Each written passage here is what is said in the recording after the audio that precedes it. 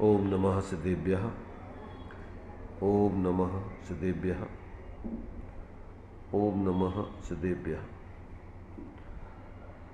मंगलम भगवान वीरो मंगलम गौतमो मणि मंगलम कुंद कुंदाद्यो जैन धर्मोस्तु मंगलम सर्वमंगल मांगल्यम सर्वकल्याणकारकं प्रधानं सर्वधर्माणां जैनं जयतु शासनं जैनं जयतु शासनं देहश्चता जैनी दशा वर्ते देहातीत ते ज्ञानी न चरणमा बंधन हो अग्नि बंधन हो अग्नि सकल विभाव अभाव कर किया आत्म कल्याण परमानंद सुबोधमय नमो सिद्ध भगवान नमो सिद्ध परमात्म को अक्षय बोध स्वरूप जिनने आत्म आत्ममय पर जाना पर रूप त्रिविध रूप सब आत्मा बहिरात्म पद छेद अंतर्यात्म होय कर परमात्म पद वेद अंतर्यात्म होय कर परमात्म पद वेद।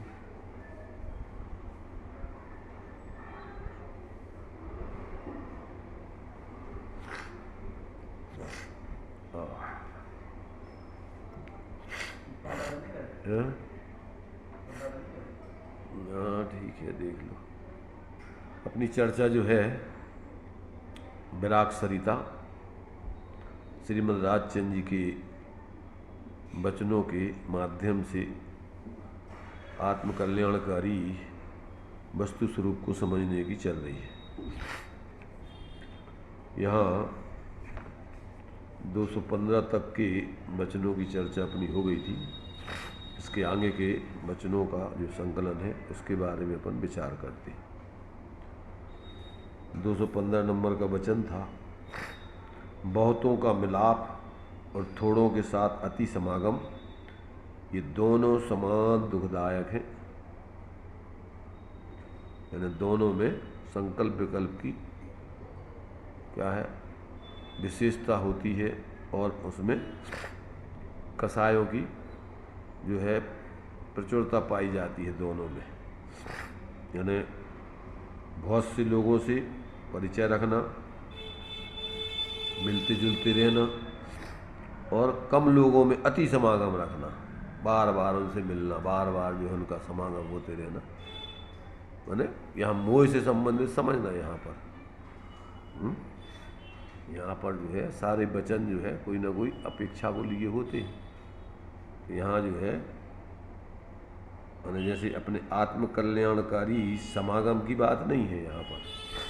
यहाँ आता मोही जीवों के मोह से संबंधित ऐसे लोगों से परिचय अधिक रखना और कम लोगों में अति समागम करना। तो ये मोह की प्रबलता होने से ये सब चीज़ें होती हैं। इसलिए कहते हुए दोनों समान दुखदायक है। दोनों में जो है जीव का आकुलता विशेष होती रहती है। दो लोगों के साथ रह रहे लेकिन रात कितनी हैं? हाँ, उसके बिना चैन नहीं पड़ती। बार बार उससे चर्चा करेंगे, बार बार मिलेंगे, बार बार जो है मैंने मोह के कारण से जो है बार बार उसके मतलब उनसे विकल्प करेंगे, चर्चा करेंगे, मतलब उससे मिलेंगे, आएंगे, जाएंगे। वो जो है तीव्र आसक्ति का प्रतीक है सब। ऐसे ही अन्य लोगों पे घटित हुआ, शरीर पे भी घटित सब हुआ, पे लगा लो, परिग्रह आदि चीज़ें, सब चीज़ें लगा लेना।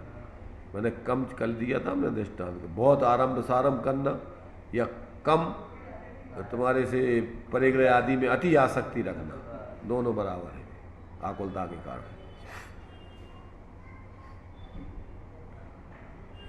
देखिए अब आगे 216 नंबर का वचन है।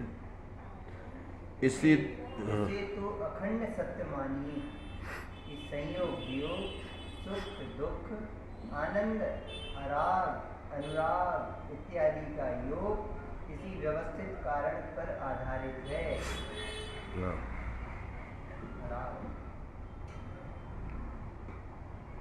ये जो है, जो अपन कार्तिकेय परीक्षा का जो गाथाएं बोलते हैं, जिस द्रव्य का जिस क्षेत्र में जिस काल में जिस नियोग से जो शोक दोख जीवन मरण आदि होना है, हुआ है, होगा, भगवान जी ने उसको जो देखा है वो उसी द्रव्य का उस क्षेत्र में उस काल में उस नियोग से वो होता ही है, उसे बदलने में कोई समर्थ नहीं। जो ऐसा मानता है वो सुदृष्टि। इसका मतलब ये है कि जो वस्तु व्यवस्था है वो व्यवस्थित है, कोई इसका कर्ता धर्ता नहीं है। होता स्वयं जगत परिणाम, तू जग का करता क्या काम, दूर हटा मिथ्या परिणाम, सहज आनंद रहो अविराम। तो ये आत्मा ज्ञान स्वरूप है, तो ज्ञान का काम जानने का है, करने धरने का नहीं है। तो करने धरने का भाव मोह का भाव है। इसलिए जो है, जो जीव अपनी स्वरूप दृष्टि हो जाती है तो वे अपने को ज्ञाता जानते हैं। वो किसी प्रकार से कर्ता बदलने आदि के विकल्प, हटाने जुटाने के विकल्प वस्तु व्यवस्था के अंतर्गत है ही नहीं। इसलिए सारी चीज़ें फिर वो क्रमबद्ध तरीके से उसको स्वीकार कर लेता है कि ये इसी बात को यहाँ पर इस रूप में उन्होंने दिया है। इसे तो अखंड सत्य मानिए कि जो संयोग वियोग सुख दुख जीवन मरण आदि जो अपन पढ़ते ना, सुख दुख जीवन मरण जस अपयस विधि हाथ, तो ये सब मैंने सब एक ये कह रहे हैं कि ये सारी की सारी जो है योग सब व्यवस्थित कारण पर आधारित है। मैंने इनका एक सिस्टमेटिक परिणमन होने की व्यवस्था है। जो भी मिला है, जो व्यवस्था मिली है, सब जो कुछ भी हो रहा है, हुआ है, होगा, वो सब मैंने अपने एक व्यवस्थित क्रम के अंतर्गत वस्तु स्वरूप के अंतर्गत ही चलता है। इसमें किसी प्रकार कोई की नहीं चलती इसमें। तो ये बात जिसको स्वीकार हो जाती है वो उसके जीवन में सहजता आ जाती है। वो व्यर्थ में संकल्प विकल्प करके आकुलित नहीं होता है, घबराता नहीं है, भयभीत नहीं होता है, किसी प्रकार ज्ञाता रहता है बस। क्योंकि आत्मा का स्वभाव ज्ञाता मात्र है, मात्र जानना मेरा काम। तो ये जो है आत्मा ज्ञानम स्वयं ज्ञानम ज्ञानात अन्यत करोति के पर भावस कर्ता आत्मा मोह है अम्यवहारिणा। ये सब मोह के भाव है और करने धरने के, होता तो वही है जो होने हैं। इसलिए इस वस्तु व्यवस्था को, जो वस्तु स्वतंत्रता को जो स्वीकार कर लेता है वो अकर्ता या ज्ञाता होकर के सहज अपना जीवन जीता है। और जो इसको नहीं मानता है वो रात दिन मिथ्या संकल्प विकल्प करके दुखी बना रहता है। ऐसा क्यों होगा, ऐसा क्यों नहीं होगा, ऐसा कर दूंगा, ऐसा नहीं हो, ऐसी निरंतर जो है इस प्रकार की मिथ्या कल्पनाओं से परेशान रहता है। इसलिए जो ये अपने लिए बराबर इस व्यवस्था को जो स्वीकार कर लेता है, इसलिए कहते इसे तो अखंड सत्य मानिए। इस सत्य को स्वीकार जिसने कर लिया उस व्यक्ति के जीवन में शांति आ जाती है। वो जीव ज्ञाता बन जाता है पर किसी का कर्ता नहीं रहता है। आत्मा का स्वभाव क्या है? अरे भाई, जब तुम ऐसे ज्ञाता बन जाओगे तो उसी जीव के बिना राग द्वेष मोह के कर्मों का माने उसका संक्रमण आदि होगा या बंद नहीं होगा, स्थिति अनुभाग घटेंगे, क्षीण होंगे, सब होगा। और जो ऐसा नहीं मानेगा तो उसके फिर कर्मों का बंद चलता रहेगा निरंतर, मिथ्या कल्पनाएं करके वो निरंतर अपने संसार का ही पात्र बना रहेगा। तो ये भी जो है भगवान के ज्ञान में है कि कौन जीव इसको स्वीकार करेंगे, कितने जीव स्वीकार करेंगे, कितने नहीं करेंगे, ये सब वस्तु व्यवस्था के अंतर्गत आता है। तो निश्चिंत हो जाएगा इस बात से, और और अंतर हो जाएगा। जब निश्चित हो जाएगा तो अब क्या रह जाएगा तुम्हें? सोचने के लिए, करने के लिए। ज्ञाता बस ज्ञाता ही पना रह जाएगा तुम्हारा सहज। कर्तृत्व के इसलिए अपन कहते ज्ञाता हो, ज्ञाता ही रहो। भाई तुम्हारा स्वरूप ज्ञाता है तो ज्ञाता है तो ज्ञाता ही रहो। अब क्यों कर्तृत्व के विकल्प क्यों करना व्यर्थ के? तो ये जो है ऐसा जो है इस जो कारणकारी की व्यवस्था है, जो वस्तु व्यवस्था के अंतर्गत जो स्वीकार करता है, उसका जीवन सहज हो जाता है, स्वाश्रित हो जाता है, ज्ञानात्मक हो जाता है। उसका जीवन फिर मोहात्मक नहीं जीता है वो। तो ये भाव मतलब अरे ये तो कल्पना है तुम्हारी भावना। अब भावना से इसे कुछ नहीं, ये तो तुम्हारा एक मंद कसाय है, शुभ भाव समझ लो, और उससे कुछ नहीं होता है। ऐसी सोचने से कि हे भगवान हमारा ऐसा नहीं हुए, तो तुम्हारा ऐसा नहीं हुए, तुम्हारी ऐसी सोच में से हो जाए तो जो होने तो होने। तो ये तो तुम्हारा एक भाव है, भावना है। अपन बोलते हैं हो वे सारी प्रजा को सुख, हो बलि धर्मधारी न ऐसा, हो वे वर्षा समय पे तिलमन न रहे। तो तुम्हारी सोच में से होते व्यवस्था, ये तो तुम्हारी भावना है। और वो भावना शुभ है तुम्हारी, दूसरों के हित की सोच रहे, और उसमें कर्तृत्व बुद्धि है कि हमारी सोच में से हो जाए तो मिथ्यात्व है भाई। नहीं, पर ये भावना आती है निचली भूमिका में, परंतु तो ऐसी भावना करने से किसी वस्तु की व्यवस्था में कोई अंतर नहीं पड़ता है। तुम्हारे सिर्फ भाव अशुभ से शुभ में है, और इन विकल्प, और इसमें अगर तुम ऐसी भावना जो तुम सोच रहे कोई माने इसके इस भावों से हो जाएगा कछु दूसरों का परिणाम आदि, तो वो सब मिथ्यात्व है। इसलिए ये अपन ये मानो कि ये अपने शुभ भाव है। इन भावों से कर्मों में की व्यवस्था में फर्क। देखो क्या है, टोडरमल जी साहब ने लिखा है शुभ और शुद्ध दोनों से कर्मों का संक्रमण आदि होता है।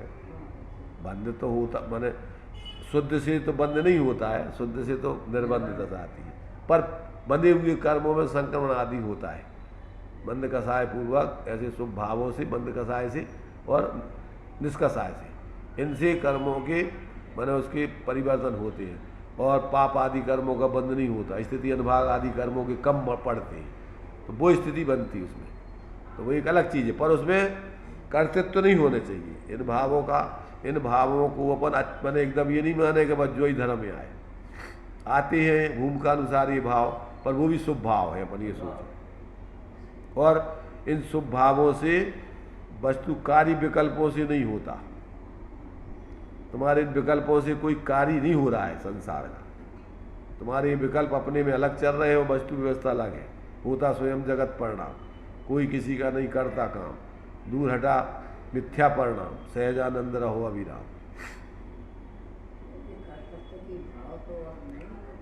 देखो मंद कसाय के भाव आना भूमिका अनुसार अलग है, और उसमें कर्तृत्व रखना वो मिथ्यात्व है कि ये अपन को सर्वथा करने लायक हैं, अथवा इनसे वस्तु व्यवस्था में कुछ अंतर आप पढ़ रहा है। वस्तु व्यवस्था मतलब हमारे सोच में से दूसरों को कुछ हित हो जाएगा, तो ऐसा नहीं होगा। वो नहीं मान, अपन सोच रहे उसके हित की सोच रहे, अच्छी भावना भरा और कह भी रहे, समझा भी रहे, तो वो नहीं मान रहा, फिर गुस्सा आ रही तो कर्तृत्व है। तो कर्तृत्व ही है। देखो दो चीज़ें हैं, देखो दो चीज़ें हैं इसमें। सुनो ऐसा है, तुम उसको कह रहे हो, वो नहीं मान रहा है, और तुम्हारे लिए कदाचित उसके हित की दृष्टि से भूमिका अनुसार, राग अनुसार गुस्सा भी आएगा, परंतु उस गुस्सा में एकत्व बुद्धि पूर्वक का नहीं होगा, वो अस्थिरता जन्य होगा। अगर उसमें एकत्व बुद्धि, कर्तृत्व बुद्धि है तो वो मिथ्यात्व है। माने बाहर से नहीं समझ सका कि गुस्सा बहुत आ रही है, कर्तृत्व बुद्धि है। माने वो कर्तृत्व बुद्धि पूर्वक कह रहा है कि अस्थिरता जन्य उसको इस जाति का अनुराग हो रहा है। राग परिणाम है। नहीं, राग तो है, पर उस राग में एकत्व बुद्धि है कि ज्ञातत्व बुद्धि है। तुम नहीं समझते।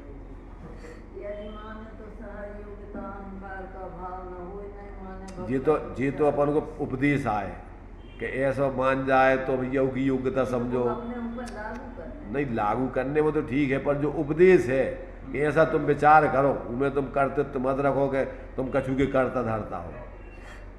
जो अपने लिए उपदेश है, पुण्य पाप फल माए हरख बिलखो मत भाई, यह पुद्गल पर जाए उपज बिन से थिरथाई। तो ये अपन को उपदेश है सब, पर अपने अंदर में क्या चल रहा हो, अपने अंदर में क्या उसमें कर्तृत्व बुद्धि चल रही, क्या नहीं मान रहा हो तो उसके प्रति अपन को द्वेष बुद्धि हो गई, क्या अपन ने अब उससे गांठ बांध ली कि हमारी बात नहीं मानी भैया, अब हम इससे बोलेंगे नहीं बिल्कुल।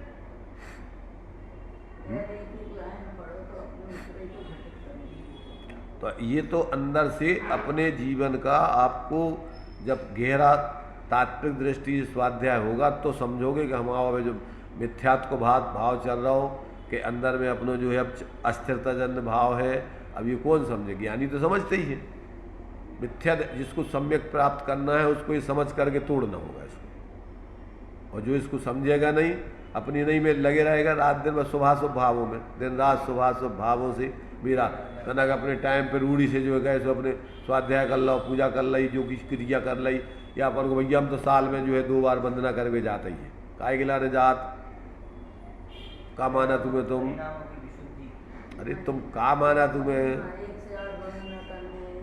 हमने तो जो है प्रतिज्ञा करी है कि हमें तो जो है हर साल 2 वंदनाएं करनी है और 108 वंदनाएं करने हैं, तो प्रयोजन का है हुए तुम्हारा? मैंने जो तो बताओ तुम अभिप्राय का है भाई? उमें जो है कि अपन पापकारी छोड़ के संकल्प का छोड़ के कुछ समय निकाल के कम से कम धर्म ध्यान में लगाएं। जो अभिप्राय है कि तुम्हारे में धर्म बुद्धि को है या उसमें कछु और तुमने मनोती बना रखी है कि ऐसा करने से ऐसा हो जाएगा, ऐसा हो जाएगा, हमारे लोग का कछु प्रयोजन सलझे। जब तक जो है अगर उसका तुम्हारा तात्विक विवेचन उसमें नहीं है, अभिप्राय नहीं है, तो सारी की सारी क्रियाएं रूढ़ी में जाएंगी। परमार्थ का लक्ष्य नहीं है इस व्यवहार में, साध है जो परमार्थ माने अपन को अपने स्वरूप की सिद्धि और शुद्धि करने का लक्ष्य नहीं है, तो समझ लो कि सब मूर्ताओं के अंतर्गत आता है।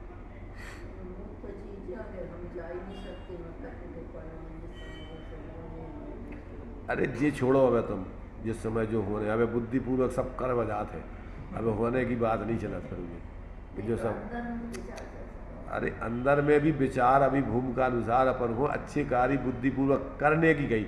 टोडामल जी ने कहा कि अशुभ से बचने के लिए शुभ में प्रवृत्ति करो, और अभिप्राय में तो यही रखो कि जो भी बंधु को कारण है, तो वो करने की चरणान योग में आपको ये सब करने का उपदेश दिया जाएगा, तो उससे कछु कर्तृत्व का पोषण नहीं हो जाता।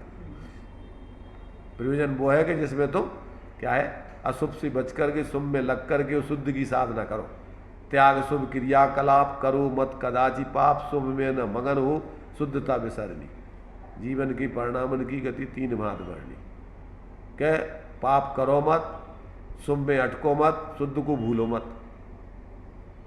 ये विवेक रख करके प्रवृत्ति करो तो ठीक है भाई, तुम्हारा लाने हितकारी है।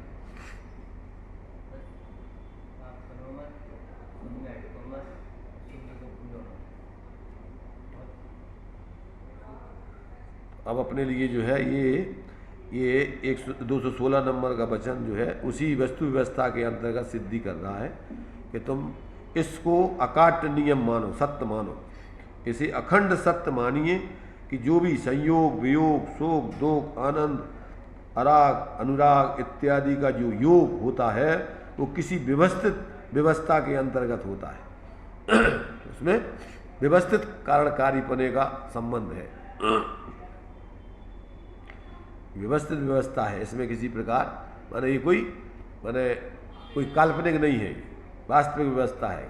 जिस द्रव्य का जिस क्षेत्र में जिस काल में जिस निमित्त से जो परिणमन शोक दुख जीवन मरण हानि लाभ आदि भगवान जिनेन्द्र ने देखा है वो वही होता है, उसके लिए बदलने में कोई जिनेन्द्र कोई समर्थ नहीं है। ऐसा जो स्वीकार कर लेगा वो सम्यक दृष्टि है ना, वो ज्ञातृत्व बुद्धि से जीता है, ज्ञाता अपने को ज्ञाता जान करके जीता है, कर्ता नहीं मानता है, क्योंकि आत्मा का स्वभाव ज्ञाता है। ज्ञातृत्व बुद्धि है क्या? ज्ञातृत्व बुद्धि है। हाँ तो ज्ञातृत्व बुद्धि, हाँ तो कर्तृत्व बुद्धि, भोक्तृत्व बुद्धि, कर्तृत्व बुद्धि। तो ज्ञातृत्व बुद्धि का मतलब होता है जिस ज्ञान में अपने को ज्ञाता अनुभव करता है वो है ज्ञातृत्व बुद्धि, और जिस ज्ञान में आश्रमों में एकत्व बुद्धि पूर्वक अपने को कर्ता अनुभव करता है वो कहलाती कर्तृत्व बुद्धि, मिथ्या बुद्धि है वो, और जो सम्यक बुद्धि है मैंने सम्यक ज्ञान, तो एक मिथ्या ज्ञान एक सम्यक ज्ञान। तो सम्यक ज्ञान में वस्तु स्वरूप जैसा वैसा जानता है, और मिथ्या ज्ञान में अन्यथा जानता है। तो वही जो है कर्तृत्व बुद्धि कहो, मिथ्या बुद्धि कहो, अन्यथा बुद्धि कहो, और यही सम्यक बुद्धि कहो, ज्ञातृत्व बुद्धि कहो, तो शब्द है वो। तो किसी किसी अपेक्षा से वो कथन किए जाते हैं। किसी को उसी को सम्यक दृष्टि कहते हैं, उसी को ज्ञानी कहते हैं, उसी को सही सम्यक आचरणमान कहते हैं। तो एक एक विवक्षा से अलग अलग कहते हैं। वो तो सब एक कथन करने में उनमें सब जुड़े रहते हैं। कथन किसी एक अपेक्षा से किया जाता है। 5 समवायों में से अपन जब कह देते हैं पुरुषार्थ से कार्य होता है, होनहार से कार्य होता है, तब उनमें सब में गर्भित है।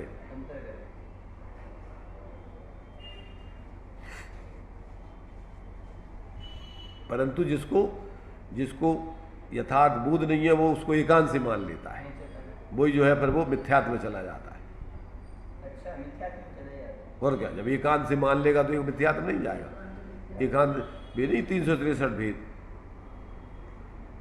ये जो है एकांत से पुरुषार्थ से ही, एकांत से भाग्य से ही, एकांत से नियति से ही, तो ये सब क्या है? सब ये सब 363 भेदों में आते हैं, उसमें दिए हुए हैं कर्मकांड, उसके कर्मकांड के अंतर्गत।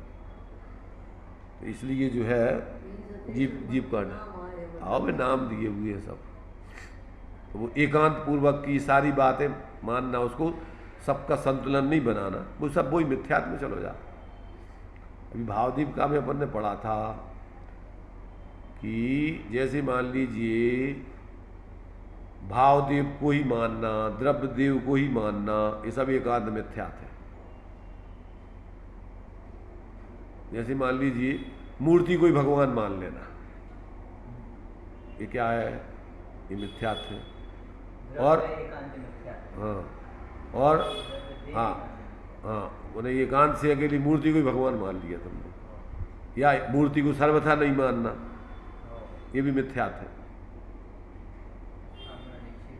भाई निक्षेप जो है चार निक्षेपों में एक स्थापना निक्षेप है, तो वो मूर्ति भगवान के स्वरूप को बताने में निमित्त है, तो उपचार से उसको भगवान कहते हैं।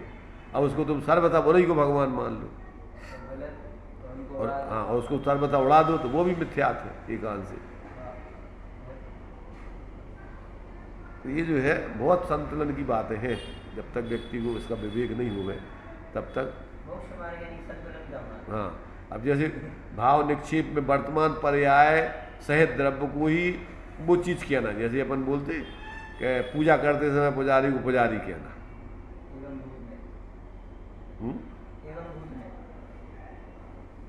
ऋजु सूत्र नए, सूक्ष्म ऋजु सूत्र नए, मैंने उस वर्तमान की पर्याय पूर्वक ही उसको बोलना। एवं भूत नय का उस रूप परिणत द्रव्य को ही उस रूप मानना। सिर्फ ये हो गया माने एक प्रकार से सिर्फ वर्तमान की अपेक्षा उस वस्तु को पूरे उस रूप कह देना। और हाँ सूक्ष्म सूत्र है वर्तमान की पर्याय, वो विवक्षा है। अब अपन जो है भगवान को जन्म भाव जो कौन सा है,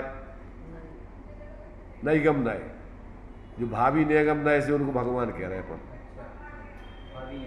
भाई आगे ये भगवान, यही जीव भगवान बनेगा तो उसको अपन अभी जैसे राजा के राजकुमार को राजा साहब कहने लगे, कोई ने डॉक्टरी स्कूल में भर्ती करो और डॉक्टर साहब, तो वो झूठो नहीं है सर्वथा। तो अब वो तुम सर्वथा उसको उड़ा दो। जैसे कोई कह रहे अरे भगवान को जन्म नहीं होता ये भी खेच है। अरे भाई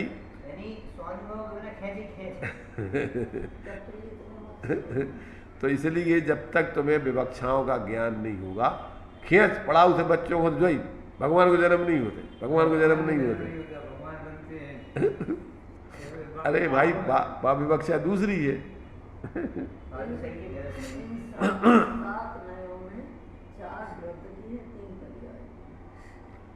तो कौन सी बात चल रही, किस विवक्षा से चल रही? अब तुम बस खेच करने लगो, झूठी सिद्ध करने लगो। इसलिए बहुत यहाँ पर सजगता पूर्वक भैया बोलने की और अपने जीवन में विचार करके परिणमन करने की जरूरत है। कल्पना मिथ्या कल्पना करके झगड़े तन तनक सी बातों पे, तन तनक से विचारों में, जिस अपने जितने मतमतांतर बने हैं यही से तो बने, काय से बने सब? एकांत से, एक एक खेच के आधार पर। वही मान लो उनने के लोग, वही मान लो। मध्यस्थता कई गई जो अगर अपने को नहीं रुचे मतलब कोई की बात तो मध्यस्थता भूल देखिए इस प्रकार से अपन को इन सब बातों को समझना चाहिए। 217 नंबर का वचन, एक भोग भोगता है फिर भी कर्म की वृद्धि नहीं करता, और एक भोग नहीं भोगता फिर भी कर्म की वृद्धि करता है। यह आश्चर्यकारक परंतु समझने योग्य कथन है। भोगते हुए भी अभोक्ता, अभोगते हुए भी भोक्ता। इसमें पुरुषार्थ सिद्धि उपाय में हिंसा हिंसा आदि के बहुत भंग सिद्ध करेंगे। एक हिंसा करते हुए भी अहिंसक है, और एक हिंसा नहीं करते हुए भी हिंसक है। एक हिंसा करते समय उस हिंसा का फल भोगता है, और एक हिंसा कर चुकने पर हिंसा का फल भोगता है, और एक हिंसा कर ही नहीं पाता है और फल भोगने लगता है। ऐसी बहुत सारी विवक्षा है उसमें। तो मतलब ये है कि ये सारी की सारी अब यहाँ अपन को दे रहे, एक भोगते हुए भी जो अपन को संवर अधिकार में समय सार के दिए, ज्ञानी भोगते हुए भी नहीं भोगता है, अज्ञानी नहीं भोगते हुए भी भोगता है। क्यों? कि उसकी वासना बनी रहती।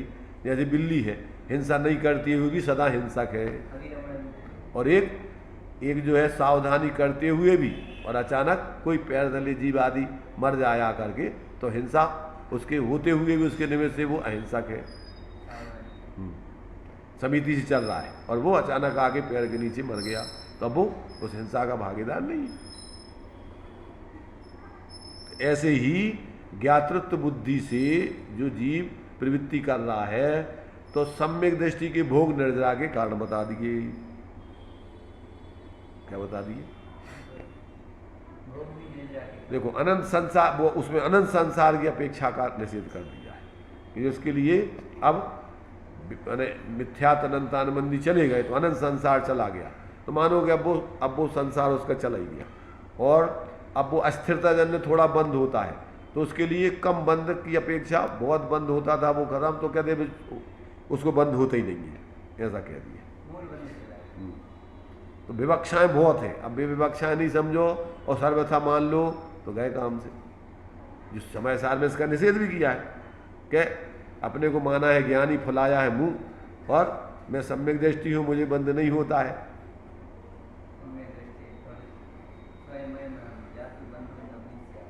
तो ऐसे सोचने वाला कहते वो तो आभासी है। सम्यक दृष्टि तो जब तक पूर्ण वितराग नहीं हो जाता तब तक बहुत सावधान रहता है। वो ऐसा नहीं मानता है कि हमें बंद नहीं होता, उसको पता है कि अभी हमारे लिए बहुत अभी आगे चलना है। अभी हमारे लिए क्या होगा? अभी तो अकेला सम्यक होगा, अभी तो 3 चौकड़ी कसाए के अभाव का अपन को अभाव का पुरुषार्थ करके पूर्ण वितराग होना है। 4थे गुण स्थान में आए हैं, अभी अपन को बुद्धिपूर्ण छद्मस दशा के 12 गुण स्थान पार करके अरहंत दशा बनेगी। वहाँ पर बुद्धिपूर्वक कोई पुरुषार्थ नहीं है। हाँ, तो मतलब ये है कि कहाँ कौन सी बात किस विवक्षा से कही गई है, इन सब बातों को जब तक जीव नहीं समझे तब तक बहुत भ्रमित होता है। यो पूज क्या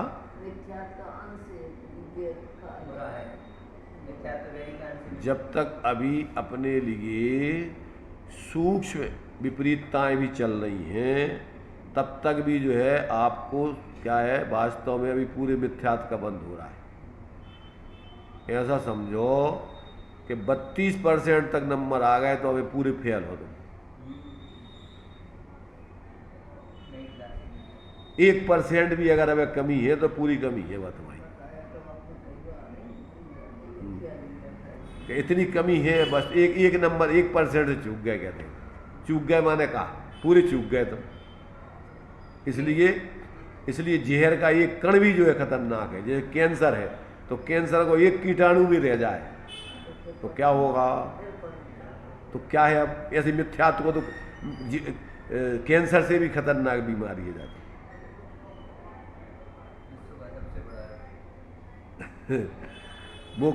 माने आत्मार्थी जीवों का सबसे बड़ी बीमारी है जा। थोड़ा सा इसलिए विपरीतता का अंश भी बुरा है। इसलिए सूक्ष्म मिथ्यात माने स्थूल मिथ्यात, गृहीत मिथ्यात, मोटे मोटे मिथ्यात, फिर धीरे धीरे अब जैन हैं जिन आज्ञा मानते हैं तो उनको बताना है कि तुम्हारे अंदर अभी ये छोटी छोटी भूलें चल रही, तो ये भी पूरी की पूरी भूलें हैं तुम्हारी। निश्चयाभासी, व्यवहाराभासी, उभयाभासी, अनुभयाभासी, ये सब क्या है? थोड़ा सा एक पक्ष को तुमने जो है क्या है निषेध कर दिया।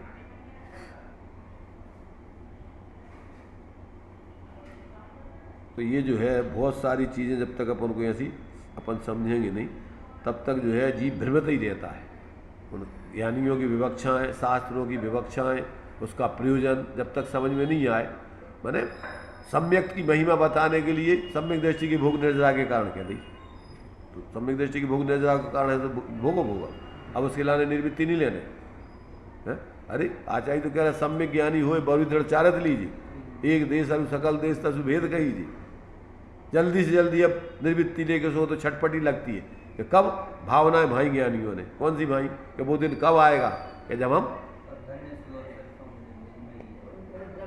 हम बिल्कुल पूर्ण निर्वृत्ति करके जंगल में जा करके और ऐसा बिल्कुल पूर्ण परिग्रह रहित होकर के ध्यान लगाएंगे और केवल ज्ञान पाएंगे, वो दशा कब आएगी? तो ज्ञानी तो तड़पते हैं और तुम कहोगे सम्यक दृष्टि तो ये सम्यक दृष्टि का लक्षण थोड़ी है। अरे ये तो सम्यक की महिमा के लिए आचार्यों ने उस सम्यक की महिमा के लिए इस प्रकार से शाबाशी मैंने उस कहा है, तो इसका मतलब ये नहीं है कि सम्यक दृष्टि बस अब बंद से रहित हो गया।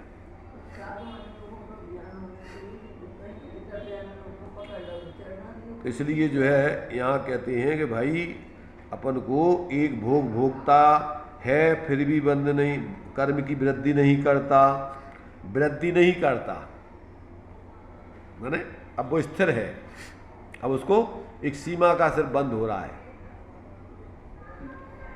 समझ रहे ना। और एक भोग नहीं भोगता है फिर भी कर्म की वृद्धि करता है।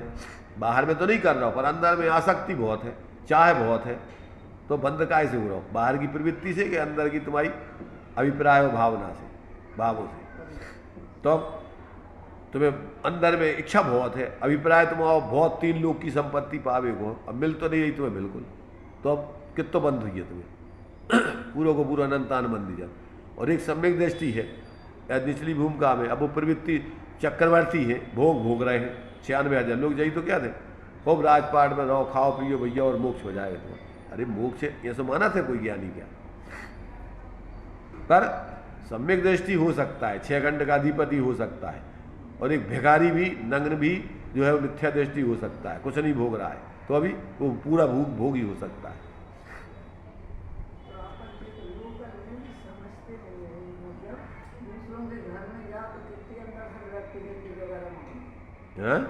हमारा ये घर नहीं है, मतलब कहीं भी जाना है तो मन में तो यही रहता है कि हमारा मतलब। अरे अपन देखो कदाचित किराए के मकान में अच्छी बढ़िया ठाट के में रह रहे हैं, पर काहे हुए भाव तो उदयजन अपन को बाहर के कदाचित ऐसी मजबूरी है, चक्रवर्ती की मजबूरी है कि उसको इतनी लाखों गैयों के दूध को लड्डू बनेगा जब वो खाएगा, तो वो तो उसकी मजबूरी है कि प्रसन्नता है।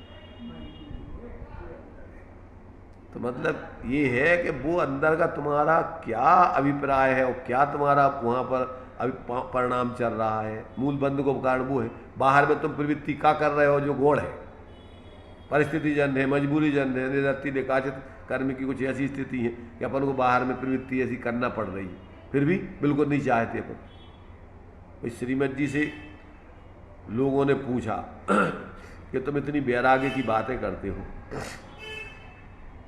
और इतना जो है तुम्हारे मने वैराग दिखाई देता है, पर तुम हीरे जवाहरात का धंधा करते हो, कैसा लगता उसमें तुम्हें? जब तुम ये सब धूल मिट्टी मानते हो, सब ऐसा मानते हो, और हीरे जवाहरात के उसमें और तुम्हारी पेड़ी बढ़ती जा रही है, एक की जगह 2 हो रही, तो उसमें तुम्हें कैसे लगता है?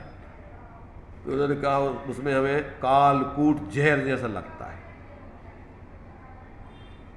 कैसा लगता है? प्रसन्नता होती है उसमें, आश्रव को हम अच्छा मानते हैं, संयोगों को हम हित अपना उसमें उससे अपना बड़प्पन मानते हैं।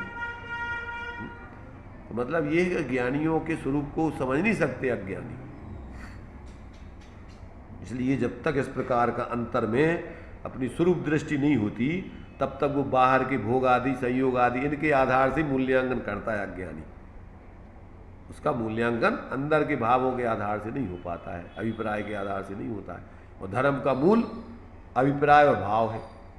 बंध मोक्ष का कारण भाव ही है, अभिप्राय ही है, बाहर की क्रिया नहीं, बाहर के संयोग नहीं। तो ये मर्म को समझना चाहिए। इसलिए कहते हैं एक भोग भोगता है फिर भी कर्म की वृद्धि नहीं करता, और एक भोग नहीं भोगता है फिर भी कर्म की वृद्धि करता है। यह आश्चर्यकारक बात है सामान्य लोगों को तो, परंतु समझने जैसी है। परिणाम है। 218 नंबर का वचन है। कभी लोकापवाद सहन करना जिससे वही लोग अपने किए हुए अपवाद का पुनः पश्चाताप करें। जैसे अभिप्राय क्रिया और पढ़ना, तो अभिप्राय में जो अंदर की आसक्ति कहो, अभिप्राय कहो, आसक्ति नहीं कहो, मिथ्यात्व है अभिप्राय। मिथ्या अभिप्राय। हाँ, और मिथ्यात्व और सम्यक दोनों लगा लो, अभिप्राय और तुम्हारे से परिणाम और क्रिया। तो उसमें जो है देखो, अभिप्राय में मिथ्यात्व सम्यक तो दोनों आएंगे, परिणामों में तुम्हारे लिए वीतराग परिणाम भी आएंगे और सराग परिणाम आदि भी आएंगे, और क्रिया में सम्यक दृष्टि की क्रिया भी होगी, मिथ्या दृष्टि की क्रिया भी होगी, क्रिया बाहर बाहर की शरीर आदि की। तो अब उस क्रिया के कारण से तो 1% भी आश्रव बंध आदि नहीं होता है। अब तुम्हारा जो परिणाम चलता है उससे बंध होता है। अगर सम्यक पूर्वक वाला जो है परिणाम है तो क्या है कि जैसे सम्यक दृष्टि का अभिप्राय बदल गया और परिणाम अभी मान लीजिए बाहर में तुम्हारा अभी खाने पीने कमाने उमाने का चल रहा है, तो उससे उतना बंध नहीं होता है। और यदि आपका अभिप्राय मिथ्यात्व को है और परिणाम भले ही आप मुनिवृत्त के कर रहे हो, 28 गुणों के पालन के कर रहे हो, निर्वृत्ति के कर रहे हो, तो अभी आपके लिए अनंत संसार को बंद हो रहा हो। भले ही मंद कसाय दिख रही बाहर में, पर अभिप्राय खोटा है, तो अभिप्राय को मूल आश्रय बंद है मिथ्यात्व को पहले को। और मिथ्या शायद वो मंद कसाय जन अनंतान मंदी आदि कसाएं भी चल रही, पर बाहर में तुम्हारे तो अपन उस परिणाम का मूल्यांकन भले ही मंद कसाय है तो स्थिति अनुभाग कम पड़ेगा, पर विपरीतता तो पूरी चल रही है अभी। इसलिए अभिप्राय नंबर 1 पर है, परिणाम नंबर 2 पे है और क्रिया नंबर 3 पर है। तो इसलिए जो है उसको ऐसा समझो कि 3 1 1 की संख्या रखो बराबर 1 1 1। पहले 1 की कीमत कितनी है, दूसरे 1 की कीमत कितनी है, तीसरे 1 की कीमत कितनी है? पहले की कीमत 100% है। अभिप्राय पहला अगर एक अंक निकाल दूं, अब कितना रहेगा वो? कितने चले गए? 100, 111 हाथी। अरे 3 1 1 रख लो तो कितने भाई? 1 1 1 1 3 लिखे अपन ने, 3 1। हाँ, कितने गए? तो कितने चले गए? 100 चले गए। 1 1 1 के निकाल दें इसे, तो अभिप्राय विपरीत खत्म होगा, मतलब 100 चले गए। अब इसके बाद नंबर दूसरा 1 गाओ, नंबर दूसरा 1 गाओ, मतलब अब 10 चले गए। और नंबर अब 1 बचो, माने एक समय का बंद रहेगा वो अकेला, माने सिर्फ प्रवृत्ति को योगों को एक समय को आश्रय बंद होता है बस।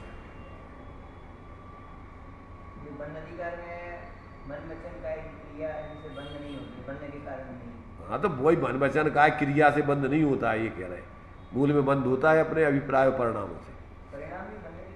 अरे कसाय बंद के कारण नहीं है। वैसे तो देखो परिणामों में सब आ जात, मिथ्यात्व के भी परिणाम ही कुआऊ थे, और कसाय के भी परिणाम कुआऊ थे, और वीतरागता के भी परिणाम कुआऊ थे। सामान्य से तो परिणाम माने आत्मा को जितनो परिणाम माने वो सब परिणाम में गर्भित हो जाता। अब भेद प्रभेद करो तब ये सब अलग अलग है स्थितियाँ। अरे जब अपन ये कह रहे हैं बंध मोक्ष परिणाम ही से, तो परिणाम में क्या कहा बताओ? चलो परिणाम किसी किसी किसी कहोगे?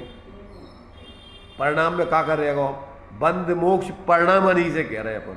तो परिणामों में बंध में कौन कौन सी परिणाम लोगे? मिथ्यात्व बने प्रमाद कसाय बंद के कारण नहीं, परिणाम की क्या बात कर रहे हैं हम अकेले? परिणाम में ये सब आ जाएंगे कि नहीं आ जाएंगे? और जब अपन जो है बंध मोक्ष परिणाम नहीं से, तो मोक्ष के परिणामों में क्या कहा जाए? सम्यक दर्शन ज्ञान चारित्र की अपूर्णता और पूर्णता सब उसमें गर्भित हो गई। तो परिणाम अकेले कह दो तो सब आ जाए। तो परिणाम अभिप्राय क्रिया फिर वो तो भेद प्रभेद करके अलग अलग समझा रहे हैं। तो क्या है कि एक शब्द में कहाँ कौन से शब्द को का अर्थ हो रहा है और कहाँ कौन सा अर्थ लगाउने है, वो तो का वक्ता को अभिप्राय है, क्या लेखक को अभिप्राय है। अब वो नहीं समझो तो लगा लो तो मेरी कल्पना में परिणाम परिणाम परिणाम। परिणाम से जो है परिणाम से बंध कम है। अरे परिणाम तो वो सब है, परिणाम मिथ्यात्व कोई परिणाम है।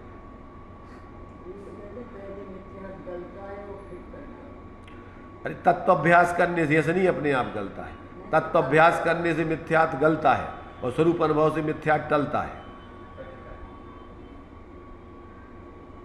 सब उसका क्रम है पूर्व पूर्व। अकेले अपन ने शब्द पकड़ लो को अभिप्राय का है जो नहीं समझ में आओ। चलिए आगे पढ़िए। तो ये जो है यहाँ देखो ये 218 नंबर का वचन समझने लायक है। तभी लोक अपवाद सहन करना कि जिससे वही लोग अपने किए हुए अपवाद का पुनः पश्चाताप करेंगे। क्या अर्थ हुआ? देखो आप गलत काम कर रहे हो, उससे लोक अपवाद हो रहा है, ऐसे लोक अपवाद से तो डरना। और पूर्वकृत कोई विशेष पाप का उदय आ जाने पर वर्तमान में आप निर्दोष हो। जैसे मान लीजिए अंजना थी, तो अंजना कैसी थी? उनका लोक अपवाद हुआ, तो उस समय क्या करना कि उसमें सहन करना, उसमें घबराना नहीं, परिणाम नहीं बिगाड़ना। सीता जी का लोक अपवाद हुआ, उसमें सीता जी ने क्या कहा कि भैया इसमें कोई किसी की गलती नहीं है, मेरे ही कर्म का पूर्व का उदय है, तो अभी हमको परिणाम नहीं बिगाड़ना। अब लोक अपवाद हो रहा है तो अब इसमें हम क्या करें? उदय है पूर्व का, तो उसमें सहन करना उसको।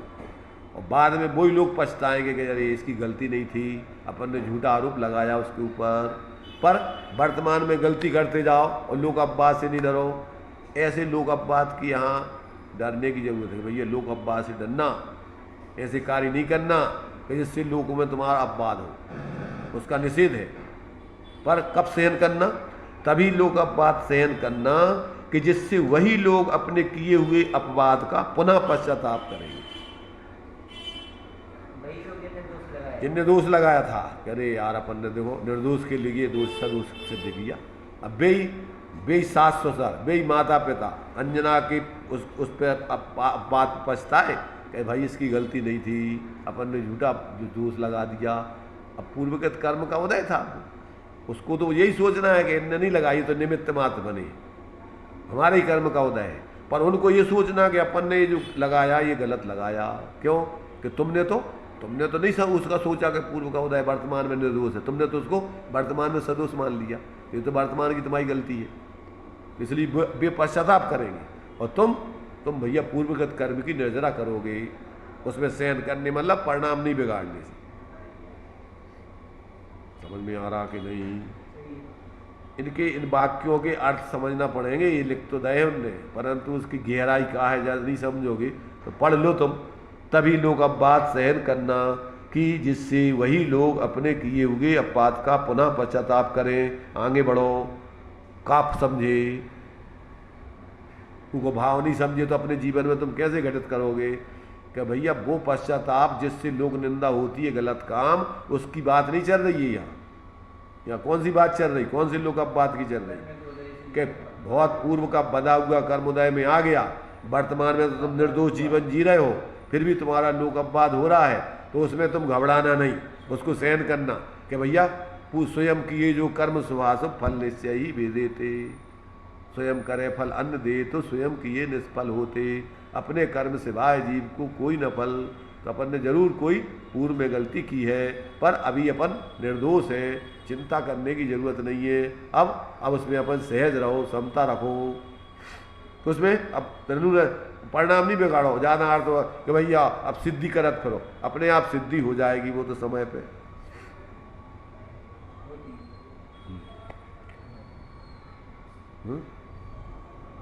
क्या है? सांच को आँच नहीं होती है। सत्यमेव जयते, सत्य की विजय होती है। इसलिए ये समझना विवक्षा है कि ये वाक्य तो लिख दिया कि तभी लोग अपवाद सहन करना, कि जिससे वही लोग किए हुए अपने अपवाद का पश्चाताप करें। अपकार से निकालोगे जब तक उसका मर्म नहीं समझोगे, तब तक कैसे उसको तुम जीवन में इसको अपनाओगे? जीवन में, अपने जीवन में सब घटते रहती है चीज़ें सब, अब कैसे उसको अपने जीवन में अप्लाई करोगे, लागू करोगे?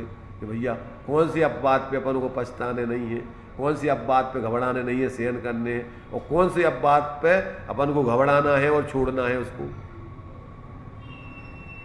गलती कर रहे हो और उससे तुम्हारा अपवाद हो रहा है और फिर भी तुम ठेलते जाओ, ऐसे अपवाद की बात नहीं चल रही है।